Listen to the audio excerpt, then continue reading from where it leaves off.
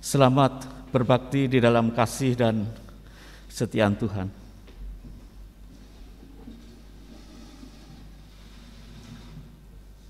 Ya. Kita bersyukur pada pagi hari ini bisa kembali bersama-sama merenungkan firman Tuhan dalam tema yaitu ampunilah kami akan kesalahan kami, seperti kami juga mengampuni orang yang bersalah kepada kami. Mari sidang jemaat sekalian, kita akan membuka Alkitab kita di dalam Injil Matius pasalnya yang ke-6. Kita membaca ayatnya yang ke-9 hingga ayatnya yang ke-12, dan kemudian kita lanjutkan ayat 14 hingga 15. Injil Matius pasalnya yang ke-6, mulai ayat yang ke-9 sampai 12. Kita lanjutkan ayat 14 sampai 15. Demikian sabda Tuhan kepada kita. Karena itu berdoalah demikian: Bapa kami yang di surga, dikuduskanlah namamu. Datanglah kerajaanmu, jadilah kehendak-Mu di bumi seperti di surga. Berikanlah kami pada hari ini makanan kami yang secukupnya, dan ampunilah kami akan kesalahan kami, juga seperti kami juga mengampuni orang yang bersalah kepada kami. Ayat 14. Karena jikalau kamu mengampuni kesalahan orang, Bapamu yang di surga juga akan mengampuni kamu.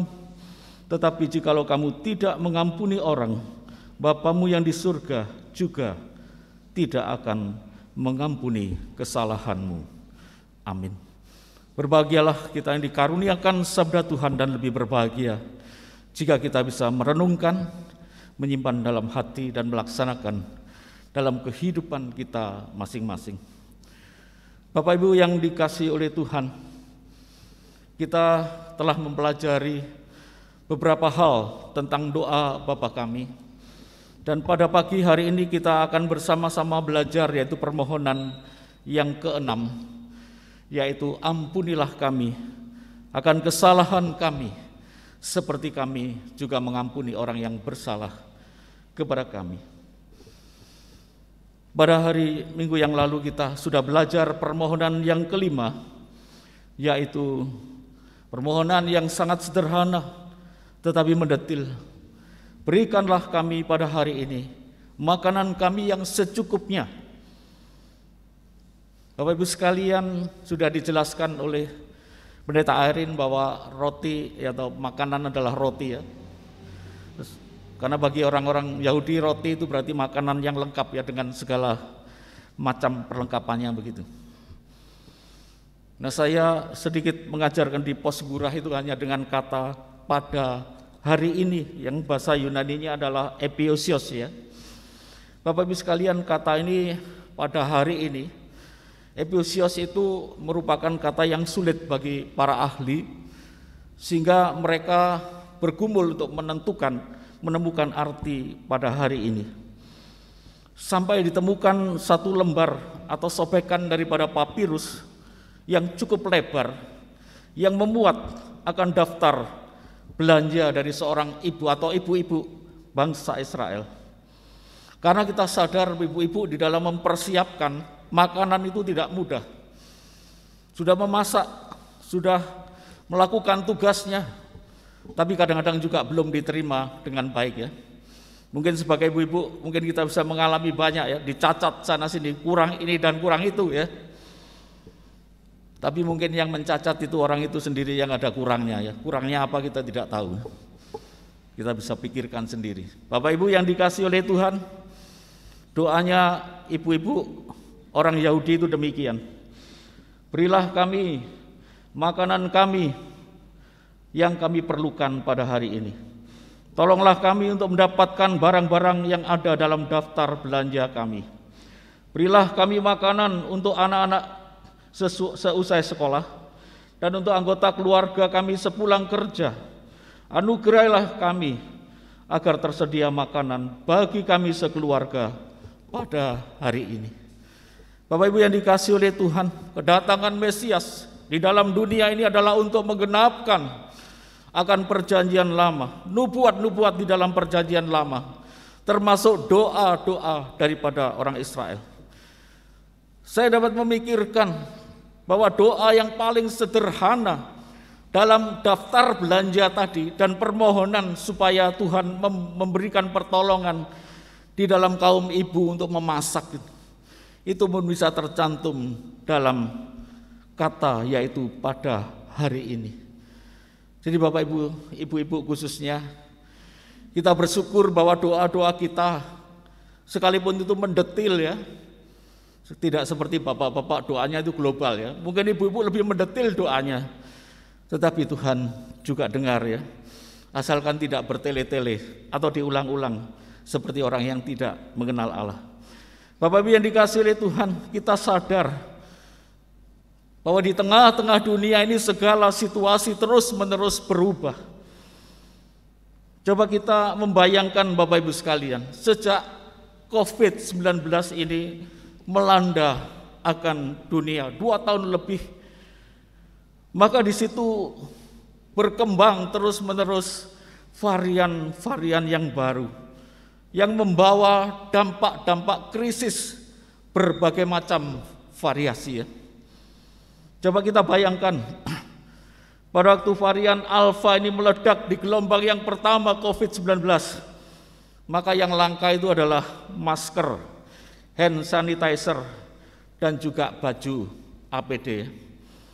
Waktu berkembang varian yang kedua, varian Delta, maka yang langka itu adalah vitamin, obat-obatan, dan oksigen. Bapak Ibu sekalian, tetapi aneh, pada waktu yang sekarang ini berkembang varian baru yang namanya Omikron ya, diplesetkan jadi Omikron katanya demikian, supaya nggak ditambahin nanti ada tante ikron ya. Nah Bapak Ibu sekalian, yang langka itu apa pada saat Omikron ini apa? Minyak goreng ya. Sangat aneh. Itu sebabnya Bapak Ibu sekalian, kita perlu berdoa Bapa kami ya. Kalau makanannya nanti tidak ada kerupuknya, mungkin kurang rame begitu ya, kurang meriah ya. Jadi Bapak Ibu yang dikasihi oleh Tuhan, doa Bapa kami ini sangat penting. Berikan makanan kami yang secukupnya pada hari ini, sangat penting untuk memenuhi kebutuhan kita sehari-hari. Jemaat yang dikasihi Tuhan, waktu kita berdoa dalam permohonan yang keempat, yaitu jadilah kehendak-Mu ya, waktu disampaikan oleh penginjil Yudi Yonatan, itu bukan hal yang mudah Bapak Ibu sekalian, karena kita di dalam kelemahan dan kekurangan kita seringkali kita berkata kalau bisa kehendak-Mu di surga itu menyesuaikan diri dengan kehendak-Ku yang ada di dunia ini.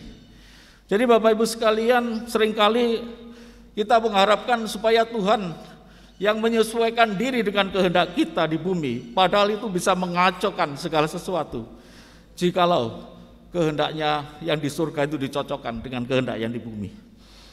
Demikian juga permohonan yang keenam ini Bapak Ibu sekalian, bukan hal yang mudah. Karena doa ini berkata, dan ampunilah kami akan kesalahan kami, seimbang dengan kita mengampuni orang yang bersalah kepada kami. Dan dilanjutkan ayat 14-15. Karena jikalau kamu mengampuni kesalahan orang, Bapamu yang di surga juga akan mengampuni kamu. Tetapi jikalau kamu tidak mengampuni orang, Bapamu yang di surga juga tidak akan mengampuni kesalahanmu. Bapak Ibu sekalian, kelihatannya sederhana, tapi tidak main-main. Karena ketika kita diampuni, maka kita pun harus mengampuni. Sebab walaupun kita ini sebagai orang-orang percaya telah dikuduskan oleh darah Kristus, kita ini telah diangkat, diadopsi menjadi anak-anak Allah dalam status baru. Tapi dalam hidup kita sebagai orang percaya, kita masih memiliki natur yang lama, yaitu kedagingan kita. Peperangan rohani antara manusia yang lama dan manusia yang baru. Sedangkan manusia yang lama ini belum berhasil kita singkirkan sejak kita percaya, merupakan perjuangan-perjuangan yang berat dalam hidup kita. Dan hidup kita merupakan medan peperangan antara kehendak Roh Kudus dan kehendak kita sendiri. Mana yang akan kita turuti? Oleh karena itu Bapak Ibu yang dikasihi oleh Tuhan, setiap kali, setiap saat, atau setiap hari kita perlu berdoa, memohon pengampunan kepada Tuhan. Seperti Daud, setiap hari dia berdoa dan membuka hati di hadapan Tuhan. Selidikilah aku ya Allah, dan kenalilah hatiku. Ujilah aku dan kenalilah pikiran-pikiranku. Lihatlah apakah jalanku serong. Tuntunlah aku di jalan yang benar. Mazmur 139 ayat 23 dan 24. Bapak Ibu sekalian, kita perlu membuka hati setiap hari, meneliti kehidupan kita seperti pemazmur Daud. Kita bersyukur karena Bapa kita adalah Bapa yang penuh kasih. Kita boleh datang kepada Bapa kita dengan membawa dosa-dosa kita di hadapannya. Oleh karena itu, Bapak Ibu yang dikasihi oleh Tuhan, ketika kita boleh berdoa dan kita boleh membawa dosa-dosa kita di hadapan Allah yang Maha Kasih, yaitu Allah yang penuh dengan kasih yang namanya agape itu, Dia akan selalu mengampuni kita. Oleh karena itu Bapak Ibu yang dikasihi oleh Tuhan, kita sadar bahwa dosa-dosa kita itu sangat banyak, sangat besar di hadapan Tuhan. Oleh karena itu kita perlu akan meneliti sebenarnya dosa apa yang kita telah lakukan di hadapan Tuhan. Karena dosa itu di dalam Alkitab kita mempunyai beberapa istilah, yaitu istilah dalam bahasa Yunani untuk dosa itu, supaya kita tahu dosa mana yang kita lakukan. Mungkin ketika kita berdoa, Tuhan ampunilah dosa kami, lalu Tuhan bertanya, dosa yang mana nak? Ya, kita perlu memahami dosa itu ada beberapa pengertian. Yang pertama adalah hamartia, itu seperti orang yang memanah Bapak Ibu sekalian. Orang yang memanah kemudian meleset ya, atau orang yang sedang melempar, mungkin melempar lembing, meleset ya. Memanah tidak kena sasaran, melempar mengenai kepalanya orang ya. Nah, saudara-saudara sekalian, itu dosa itu seperti itu penggambarannya. Jadi artinya bahwa kita tidak menjadi seseorang yang diharapkan dan direncanakan oleh Tuhan sesuai dengan tujuan dan rencana Allah dalam hidup kita. Itu adalah dosa. Edwin Muir menulis riwayat hidupnya sendiri seperti ini. Setelah kita mencapai umur tertentu, maka semua orang, baik maupun buruk, mengalami kesedihan yang hebat. Karena ternyata di dalam diri kita ada kekuatan-kekuatan yang lain yang menjadikan kita seorang seperti yang tidak seharusnya. Sadar atau tidak Bapak Ibu sekalian, kita sering melakukan dosa-dosa itu secara dalam kata Yunani hamartia ini, luput atau melenceng atau meleset ya, sehingga kita tidak menjadi seperti yang diharapkan oleh Tuhan. Entah sebagai suami, sudahkah kita bertanggung jawab untuk memenuhi segala keperluan keluarga kita, dan kalau ada berkat-berkat Tuhan yang banyak tidak dipakai untuk nyeleweng. Sebagai istri, sudahkah kita melakukan tanggung jawab kita sebagai seorang istri di tengah-tengah sebagai ibu rumah tangga dan yang lain-lain. Sebagai anak, mungkin kita sudah melakukan tanggung jawab kita sebagai anak, tidak menjadi anak yang rewel, ini salah, itu salah. Bapak Ibu sekalian, itu yang pertama-tama pengertian tentang dosa. Yang kedua adalah parabasis. Parabasis ini artinya langkah melintas. Ada garis yang memisahkan antara yang benar dan yang salah, antara kejujuran dan kebohongan, antara kelemah lembutan dan kelaliman. Itu ada garis batasnya, di mana kita melangkah melampaui sesuatu garis batas tersebut, itu adalah dosa. Mungkin kita berbohong, setiap orang pernah berbohong. Mungkin kita berkata, tapi bohongnya untuk tujuan yang baik ya, tetap berdosa Bapak Ibu sekalian. Oleh karena itu di sini kita meneliti diri kita, berapa banyak kita melintasi batas-batas yang telah ditetapkan oleh Tuhan antara benar dan salah. Yang ketiga adalah paraptoma, artinya tergelincir melintas. Bapak Ibu sekalian, kita seringkali seperti orang yang tergelincir. Ketika tergelincir itu artinya bahwa kita itu sedang tidak menguasai diri, sehingga bisa saja terjatuh. Dan kita melihat ketika seseorang tergelincir, maka dia sedang dibawa untuk sesuatu yang menjatuhkan dia. Mengapa orang bisa tergelincir, Bapak Ibu sekalian? Nah, berbagai macam bisa terjadi di dalam hidup ini.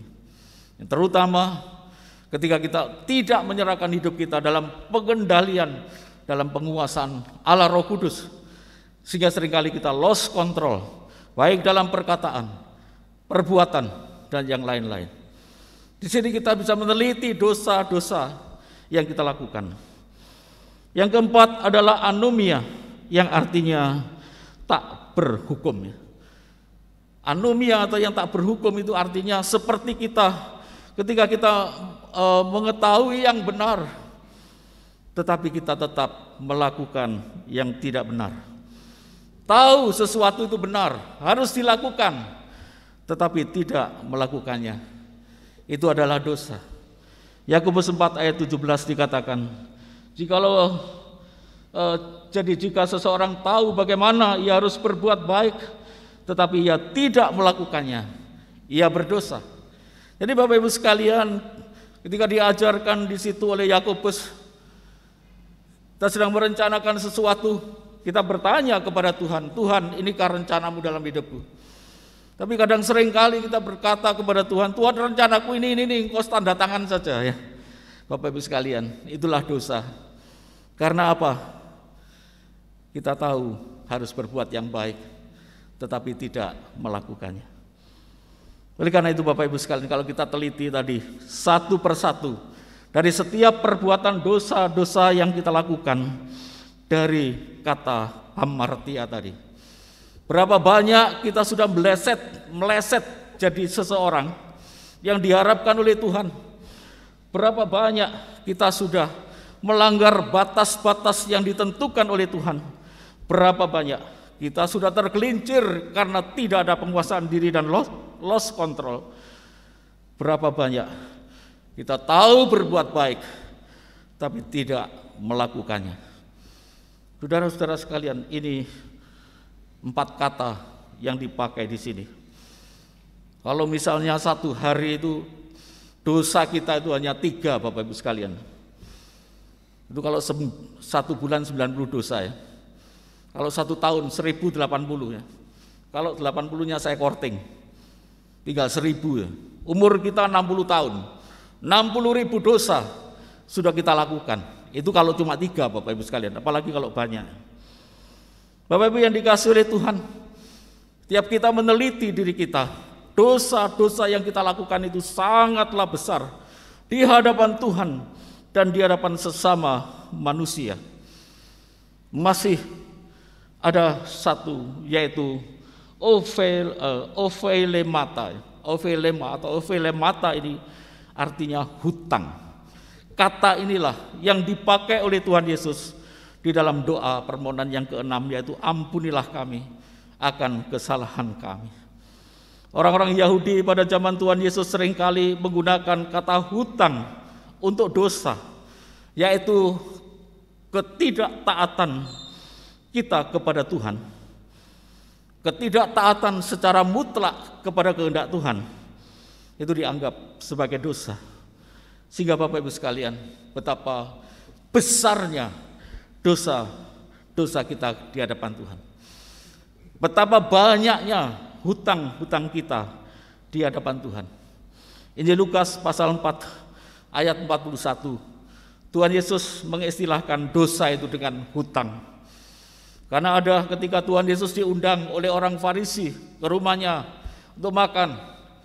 Nah, saat itu ada seorang perempuan yang dikatakan darah itu paling berdosa juga datang mendekat kepada Tuhan Yesus. Kemudian dia membasahi kakinya Tuhan Yesus dengan air matanya dan bahkan kemudian menyaikannya dengan rambutnya. Bagi wanita mendekati laki-laki itu sudah tidak baik. Apalagi mendekat di kakinya, mencurahi air mata, menyeka dengan rambutnya, karena rambut ini adalah mahkota bagi wanita. Belum cukup dari situ, dia mencurahkan minyak narwastu yang mahal ke kaki Tuhan Yesus. Dan saat itu orang Farisi itu berkata, kalau dia seorang nabi, pasti dia tahu bahwa wanita itu adalah wanita yang paling berdosa. Nah, Bapak Ibu sekalian, disitulah Tuhan berkata kepada Simon, Simon, aku akan berkata sesuatu kepadamu, silakan guru. Maka pada saat itu dia berkata, ada orang yang mempunyai masalah dengan pelepas hutang. Yang pertama 500 dinar, yang kedua 50 dinar. Karena mereka tidak bisa melunaskannya, maka sang penagih hutang itu, pelepas hutang itu berkata, baik, saya membebaskan hutang Anda. Maka siapa yang paling berterima kasih kepada orang itu?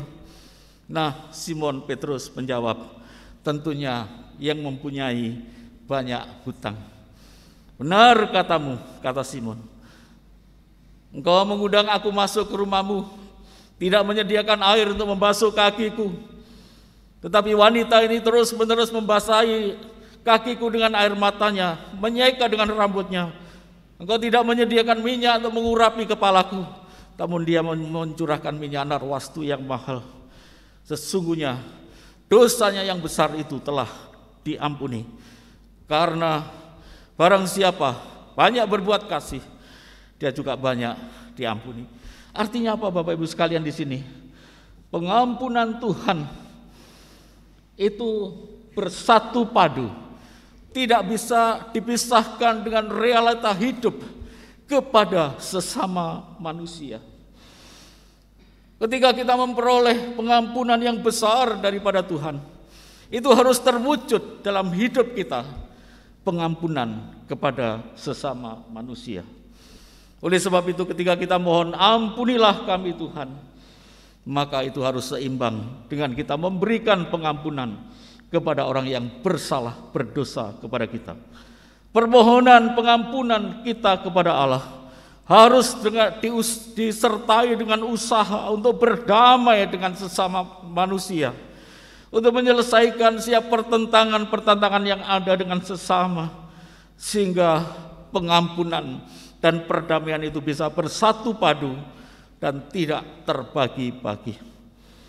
Itulah sebabnya Bapak Ibu sekalian, ketika kita berdoa, Tuhan ampunilah segala dosa kami, tetapi saya tidak bisa mengampuni si A dan si B, dan saya tidak bisa melupakan dosanya si C yang telah menyakiti hati saya. Bapak Ibu sekalian, doa yang demikian ini tentunya tidak akan dikabulkan, karena kita mengingat dosa-dosanya si A dan si B, dan masih ingat disakiti oleh si C. Jadi Bapak Ibu yang dikasihi Tuhan, hal ini tidak berarti bahwa pengampunan yang Tuhan berikan itu adalah pengampunan yang disertai dengan syarat-syarat.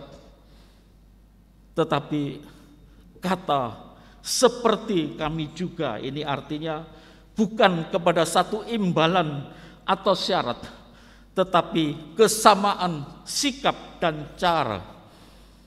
Jadi ketika kita menerima pengampunan yang besar daripada Tuhan, segala dosa-dosa kita yang begitu besar, oh Tuhan, saya tidak bisa melunaskan hutang saya, dosa saya terlalu besar, mohon darah Kristus menyucikan dosa-dosa saya, dan Tuhan mengampuni kita. Maka dengan cara yang sama juga kita harus mengampuni orang lain yang mungkin dosanya tidak terlalu besar sebesar dosa-dosa yang kita lakukan di hadapan Tuhan. Karena itu Bapak Ibu sekalian, kita diselamatkan oleh iman, kita dibenarkan melalui iman. Tetapi iman yang sungguh-sungguh haruslah diwujudkan dalam apa? Perbuatan. Karena iman tanpa perbuatan adalah mati. Bapak Ibu yang dikasihi oleh Tuhan, disinilah kita harus tahu bahwa jika kita memohon pengampunan dan Allah mengampuni kita, dengan cara itu juga kita bisa mengampuni orang lain yang bersalah kepada kita. Bagaimana caranya Bapak Ibu sekalian? Supaya kita bisa mengampuni orang lain yang bersalah kepada kita. Yang pertama-tama kita harus belajar untuk mengerti orang lain. Jangan gampang tersinggung Bapak Ibu sekalian. Kalau lihat orang lain sikapnya mungkin tidak baik ya. Sikap perbuatannya mungkin dia canggung, salah tingkah. Mungkin dia katakan, oh enggak sopan orang ini ya. Saudara sekalian, mungkin kita lihat orang itu sedang menanggung rasa sakit dalam tubuhnya. Atau hidupnya banyak kekhawatiran sehingga sikapnya seperti itu.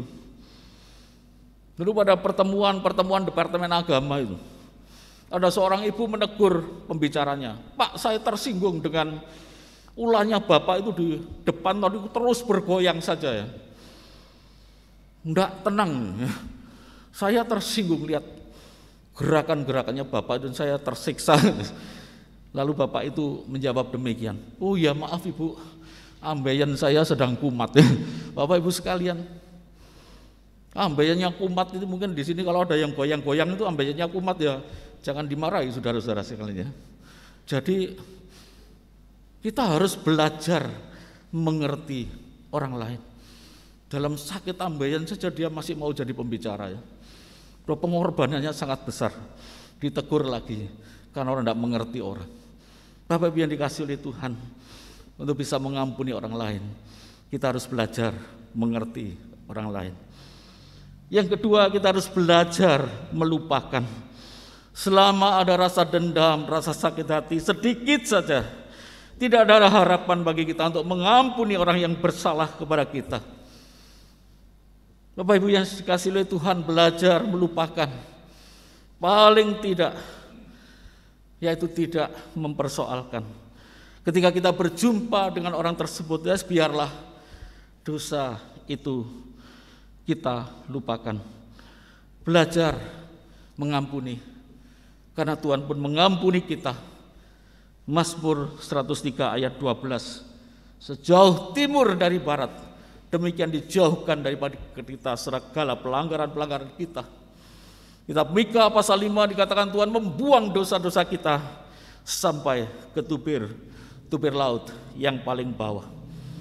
Oleh karena itu Bapak Ibu sekalian, melupakan dosa dan kesalahan orang lain tentunya tidak mudah. Sehingga Tuhan Yesus memberikan perumpamaan melalui Matius pasal 18 ayat 21 sampai 25. Di sana Tuhan Yesus sedang mengajar murid-muridnya dan Petrus bertanya kepada Tuhan Yesus, Tuhan, berapa kali saya harus mengampuni saudaraku yang bersalah kepadaku?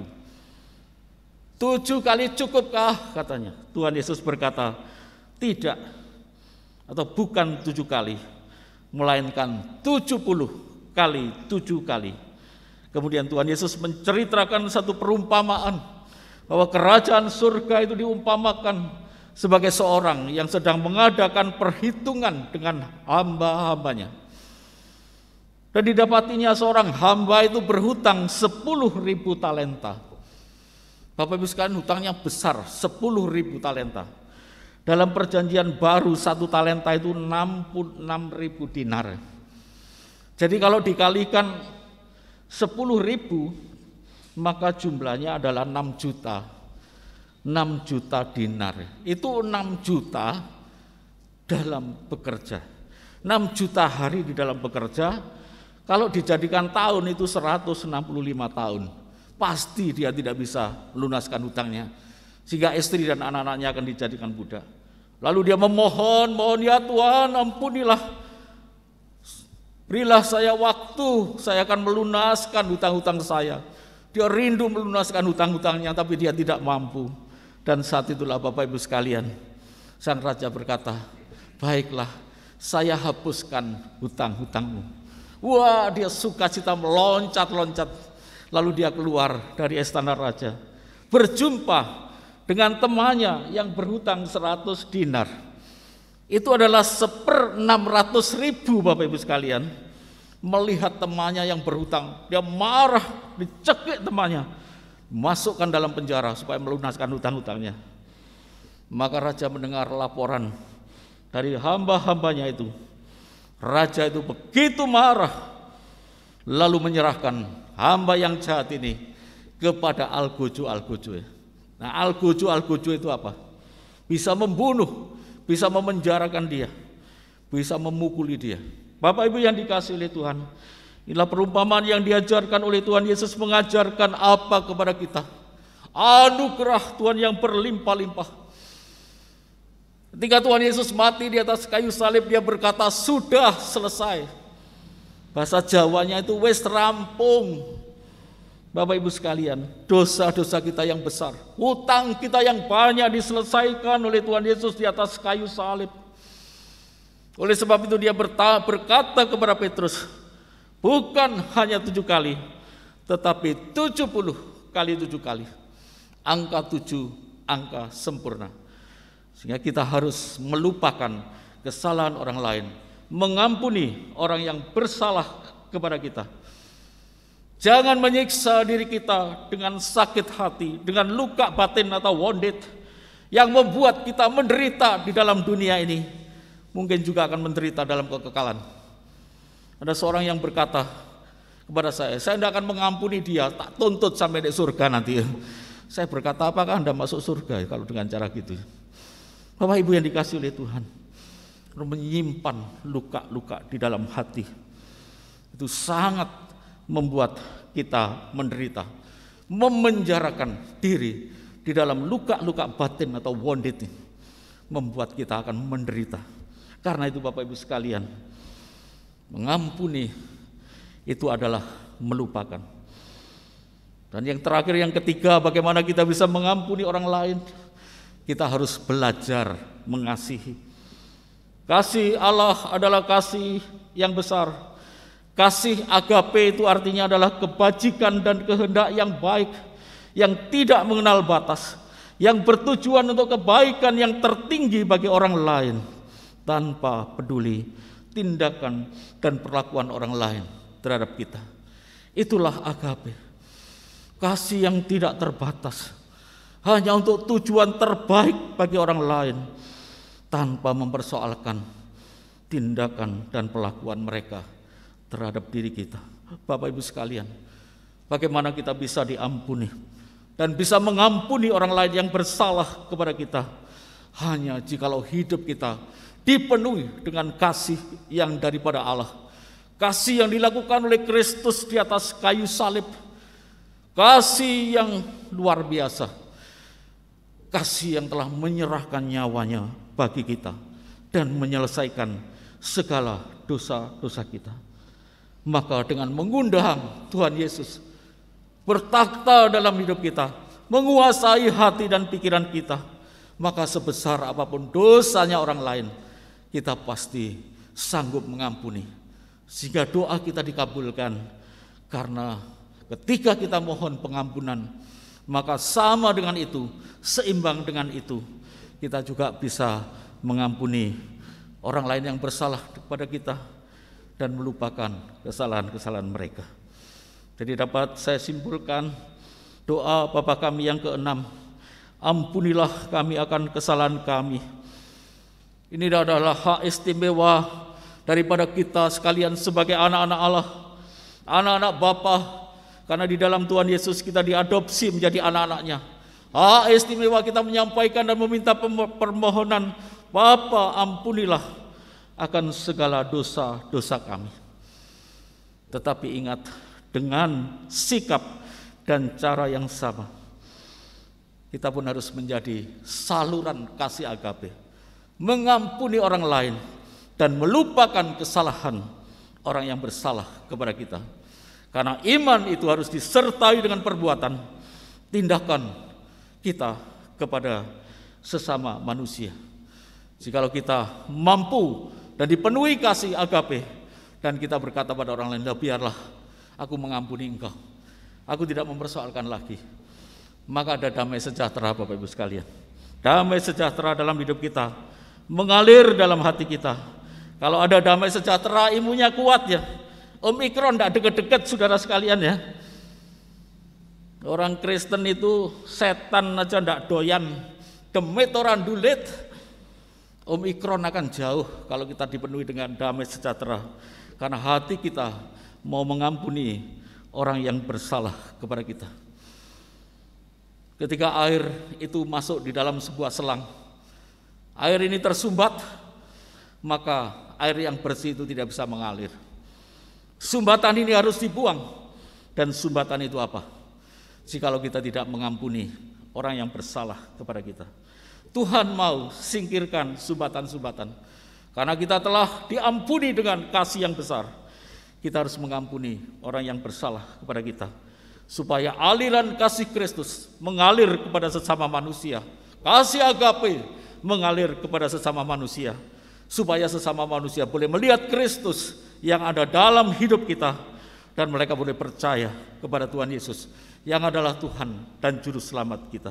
Kiranya Tuhan menopang kita, menolong dan memberkati kita. Amin.